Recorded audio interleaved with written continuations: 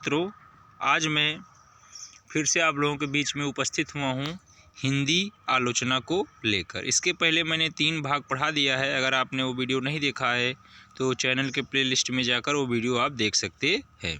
तो आज हम लोग हिंदी आलोचना का चौथा पार्ट पढ़ेंगे, जो कि मनोवैज्ञानिक या अंतश्चेतनावादी आलोचना कहा जाता है। तो मनोवैज्ञानिक या अंतश्चेतना का आलोचना कहा जाता है।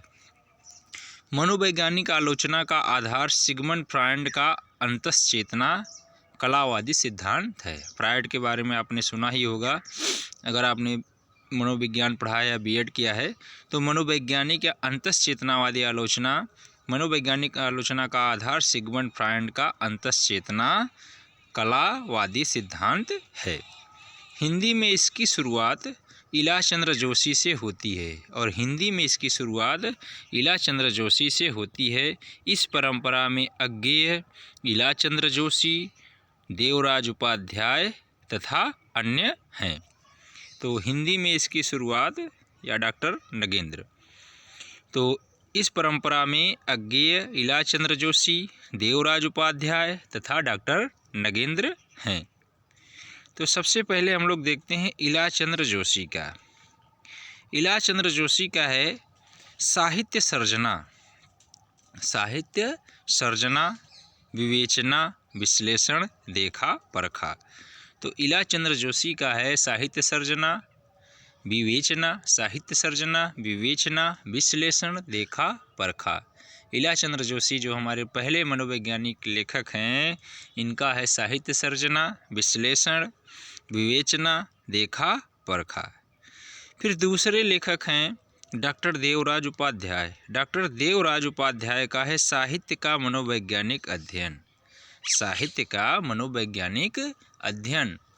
तो और तीसरे हैं, देखिए तीसरा शुरुआत होता है हमारा ऐतिहासिक एवं सांस्कृतिक आलोचना में अब आ जाइए, देखते हैं हजारी प्रसाद द्विवेदी।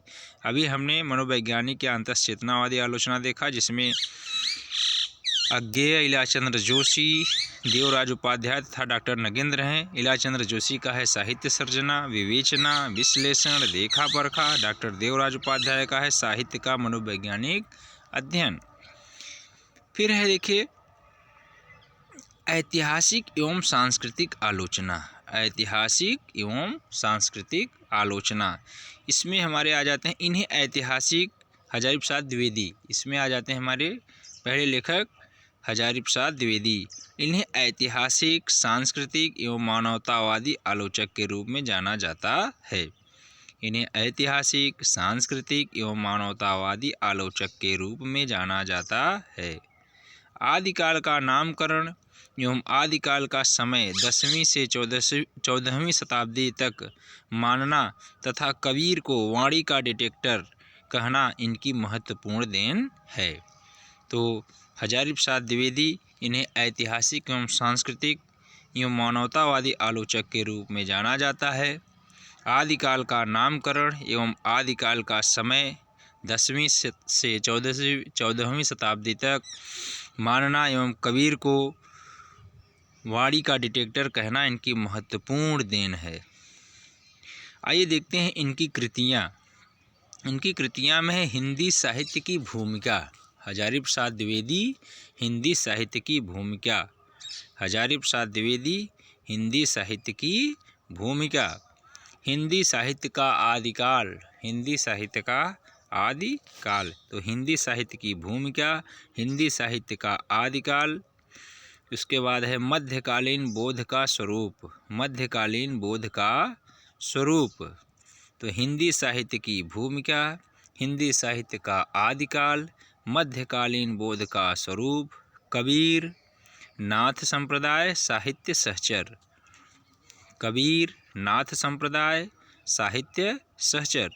तो हिंदी साहित्य की भूमिका, हिंदी साहित्य का आदिकाल, हिंदी साहित्य की भूमिका, हिंदी साहित्य का आदिकाल, मध्यकालीन बोध का स्वरूप,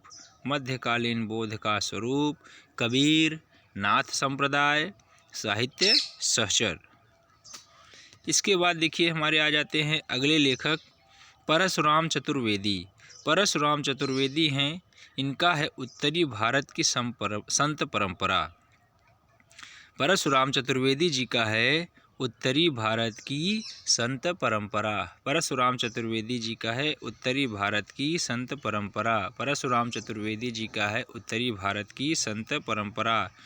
और हजारी प्रसाद द्विवेदी का है हिंदी साहित्य की भूमिका, हिंदी साहित्य का आदिकाल, मध्यकालीन बोध का स्वरूप, कबीर, नाथ संप्रदाय, साहित्य सहचर। परशुराम चतुर्वेदी का है उत्तरी भारत की संत परंपरा। अब हम लोग आ जाते हैं शुक्लोत्तर युगीन अन्य आलोचनाएं। शुक्लोत्तर युगीन अन्य आलोचनाएं, इसमें सबसे पहले देखिए राममूर्ति त्रिपाठी। राममूर्ति त्रिपाठी का है रस विमर्श।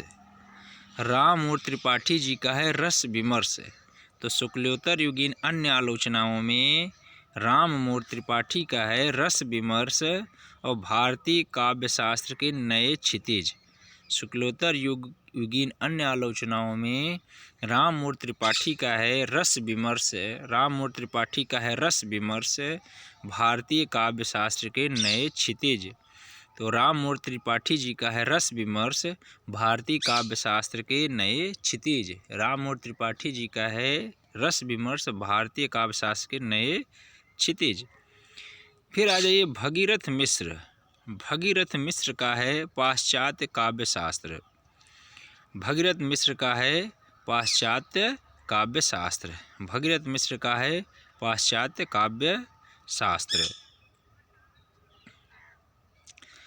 इसके बाद हम लोग देखते हैं शुक्लोत्तर युगीन अन्वेषण एवं अनुसंधान परक आलोचना। शुक्लोत्तर युगीन अन्वेषण एवं अनुसंधान परक आलोचना, तो इसमें आ जाते हैं डॉक्टर रमाशंकर शुक्ल रसाल। डॉक्टर रमाशंकर शुक्ल रसाल का है हिंदी काव्य शास्त्र का विकास। डॉक्टर रमाशंकर शुक्ल रसाल का है हिंदी काव्य शास्त्र का विकास। फिर है माता प्रसाद गुप्त। माता प्रसाद गुप्त का है तुलसीदास। माता प्रसाद गुप्त का है तुलसीदास। माता प्रसाद गुप्त का है तुलसीदास। लक्ष्मी सागर वार्ष्णेय आधुनिक हिंदी साहित्य। लक्ष्मी सागर वार्ष्णेय का है आधुनिक हिंदी साहित्य। अगले लेखक हैं डॉक्टर केसरी नारायण शुक्ल। डॉक्टर केसरी नारायण शुक्ल का है आधुनिक काव्यधारा। डॉक्टर केसरी नारायण शुक्ल का है आधुनिक काव्य धारा। फिर है डॉक्टर श्री कृष्णलाल आधुनिक हिंदी साहित्य का विकास। डॉक्टर श्री कृष्णलाल आधुनिक हिंदी साहित्य का विकास। फिर है डॉक्टर नगेंद्र। डॉक्टर नगेंद्र का है रीतिकाल की भूमिका में देव का अध्ययन। डॉक्टर नगेंद्र का है रीतिकाल की भूमिका में देव का अध्ययन। डॉक्टर नगेंद्र का है रीतिकाल की भूमिका में देव का अध्ययन। फिर है डॉक्टर भगीरथ मिश्र। डॉक्टर भगीरथ मिश्र का है हिंदी काव्य शास्त्र का इतिहास। डॉक्टर भगीरथ मिश्र का है हिंदी काव्य शास्त्र का इतिहास। फिर हैं डॉक्टर कामिल बुल्के। इनका है राम कथा उत्पत्ति और विकास।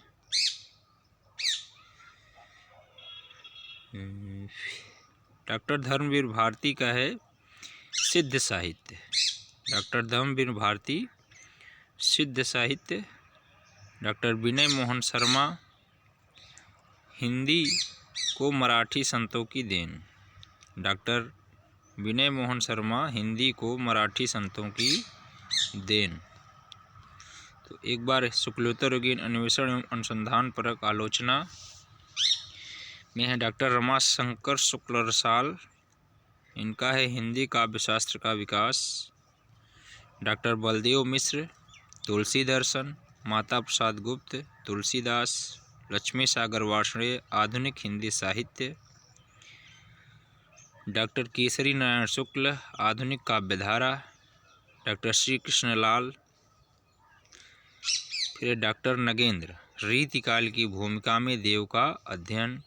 डॉक्टर भगीरथ मिश्र हिंदी काव्य शास्त्र का इतिहास। डॉक्टर कामिल बुल्के, राम कथा उत्पत्ति और विकास, डॉक्टर कामिल बुल्के, राम कथा उत्पत्ति और विकास। डॉक्टर धर्मवीर भारती, सिद्ध साहित्य, डॉक्टर धर्मवीर भारती, सिद्ध साहित्य। फिर है डॉक्टर विनय मोहन शर्मा, हिंदी को मराठी संतों की देन, डॉक्टर विनय मोहन शर्मा का हिंदी को मराठी संतों की देन। अब हम लोग देखते हैं मार्क्सवादी या प्रगतिवादी आलोचना। मार्क्सवादी या प्रगतिवादी आलोचना, मार्क्सवादी या प्रगतिवादी आलोचना। इसमें है हिंदी में समाजशास्त्रीय शिक्षा पद्धति का विकास आलोचना पत्रिका के माध्यम से हुआ। हिंदी में समाजशास्त्रीय शिक्षा पद्धति का विकास आलोचना पत्रिका के माध्यम से हुआ, जिसमें श्री राम मेहरोत्रा साहित्य का समाजशास्त्र है। तो हिंदी में समाजशास्त्रीय शिक्षा पद्धति का विकास आलोचना पत्रिका के माध्यम से हुआ, जिसमें श्री राम मेहरोत्रा साहित्य का समाजशास्त्र। अब देखते हैं इसमें डॉक्टर नगेंद्र, साहित्य का समाजशास्त्र, डॉक्टर नगेंद्र साहित्य का समाजशास्त्र। डॉक्टर बच्चन, समाजशास्त्र और रूपवाद। फिर है मैनेजर पांडे, इनका महत्वपूर्ण नहीं है। अगला देखते हैं शिवदान सिंह चौहान। शिवदान सिंह चौहान, इन्होंने विशाल भारत में 1937 ईस्वी में प्रगतिशील साहित्य की आवश्यकता नामक निबंध लिखा। शिवदान सिंह चौहान, इन्होंने विशाल भारत में 1937 ईस्वी में प्रगतिशील साहित्य की आवश्यकता नामक निबंध लिखा। इन्होंने रामविलास शर्मा की आलोचना को ध्वंसात्मक आलोचना कहा। तो शिवदान सिंह चौहान, इन्होंने विशाल भारत में 1937 ईस्वी में प्रगतिशील साहित्य की आवश्यकता नामक निबंध लिखा। शिवदान सिंह चौहान, इन्होंने विशाल भारत में 1937 ईस्वी में प्रगतिशील साहित्य की आवश्यकता नामक निबंध लिखा। तो शिवदान सिंह चौहान ने सन 1937 ईस्वी में विशाल भारत में 1937 ईस्वी में प्रगतिशील साहित्य की आवश्यकता नामक निबंध लिखा। इन्होंने रामविलास शर्मा की आलोचना को ध्वंसात्मक आलोचना कहा। इन्होंने रामविलास शर्मा प्रगतिशील साहित्य की आवश्यकता नामक निबंध लिखा विशाल भारत में 1937 में। इन्होंने रामविलास शर्मा की आलोचना को ध्वंसात्मक आलोचना कहा। इनका महत्वपूर्ण है प्रगतिवाद 1946, साहित्य की परख। प्रगतिवाद 1946, साहित्य की परख 1946, हिंदी साहित्य के 80 वर्ष,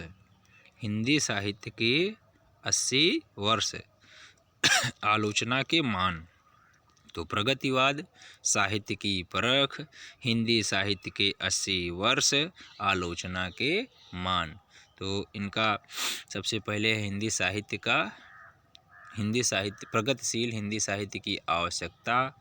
फिर है प्रगतिवाद 1946, साहित्य की परख, हिंदी साहित्य के 80 वर्ष, आलोचना के मान। हिंदी साहित्य के 80 वर्ष, आलोचना के मान। फिर अगले लेखक आ जाते हैं हमारे सामने प्रकाश चंद्र गुप्त। इनका है नया हिंदी साहित्य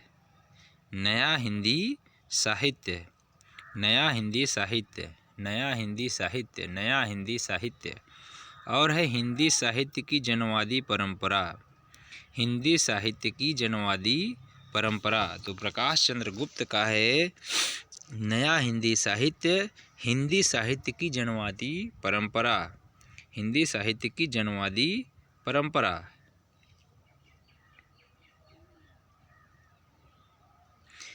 प्रकाश चंद्र गुप्त, हिंदी साहित्य की जनवादी परंपरा। फिर आ जाते हैं शमशेर बहादुर।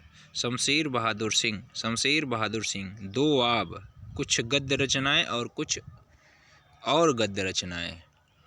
दोआब, कुछ गद्य रचनाएं, कुछ और गद्य रचनाएं। शमशेर बहादुर सिंह। प्रकाश चंद्र गुप्त का है हिंदी साहित्य की जनवादी परंपरा, और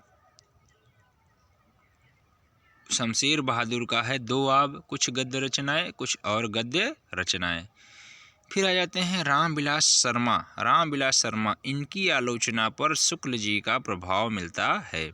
इनकी आलोचना पर शुक्ल जी का प्रभाव मिलता है। 1941 ईस्वी में प्रकाशित प्रेमचंद नाम आपकी प्रथम आलोचना है। प्रेमचंद नाम, इनकी आलोचना में शुक्ल जी का प्रभाव मिलता है। 1941 ईस्वी में प्रकाशित प्रेमचंद आपकी प्रथम आलोचना है। रामचंद्र तिवारी। रामचंद्र तिवारी जी ने कहा है कि हिंदी के भक्ति काल को लोक जागरण के रूप में प्रतिष्ठित करके और हिंदी नव जागरण को स्वतंत्र मर्यादा प्रदान करके इन्होंने हिंदी साहित्य के इतिहास को देखने की नई दृष्टि प्रदान की। तो रामविलास शर्मा, इन्होंने इनके ऊपर शुक्ल जी का प्रभाव है। इन्होंने 1941 में प्रेमचंद नामक प्रथम आलोचना, इनकी पहली पुस्तक थी। डॉक्टर रामचंद्र तिवारी इनके विषय में कहते हैं कि हिंदी के भक्ति काल को लोक जागरण के रूप में, हिंदी के भक्ति काल को लोक जागरण के रूप में प्रतिष्ठित करके और हिंदी नव जागरण को स्वतंत्र मर्यादा प्रदान करके इन्होंने हिंदी साहित्य के इतिहास को देखने की नई दृष्टि प्रदान की। रामविलास शर्मा की आलोचना को ध्वंसात्मक आलोचना कहा जाता है, और यह शिवदान सिंह चौहान, डॉक्टर शिवदान सिंह चौहान ने कहा है कि रामविलास शर्मा की आलोचना को ध्वंसात्मक आलोचना कहा जाता है। हिंदी आलोचना में जातीय शब्द राष्ट्रीय अर्थ में सर्वप्रथम प्रयोग डॉक्टर रामविलास शर्मा ने किया। हिंदी आलोचना में जातीय शब्द राष्ट्रीय अर्थ में सर्वप्रथम प्रयोग डॉक्टर रामविलास शर्मा ने किया। हिंदी आलोचना में जातीय शब्द राष्ट्रीय अर्थ में सर्वप्रथम प्रयोग डॉक्टर रामविलास शर्मा ने किया।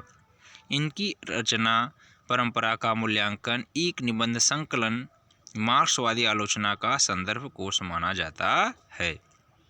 तो रामविलास शर्मा की आलोचना को ध्वंसात्मक आलोचना कहा जाता है। हिंदी आलोचना में जातीय शब्द को राष्ट्रीय अर्थ में सर्वप्रथम रामविलास शर्मा ने ही प्रयोग किया। इनकी आलोचना परंपरा का मूल्यांकन एक निबंध संकलन, इनकी आलोचना परंपरा का मूल्यांकन एक निबंध संकलन मार्क्सवादी आलोचना का संदर्भ कोश माना जाता है। शर्मा जी के महत्वपूर्ण आलोचनाएं हैं। देखिए, भारतेंद्र, इनका सबसे पहला है भारतेंद्र युग को राष्ट्र की नव चेतना का युग कहा गया है। पहला है, देखिए, प्रेमचंद 1941। प्रेमचंद इनकी प्रथम आलोचना है शर्मा जी की 1941।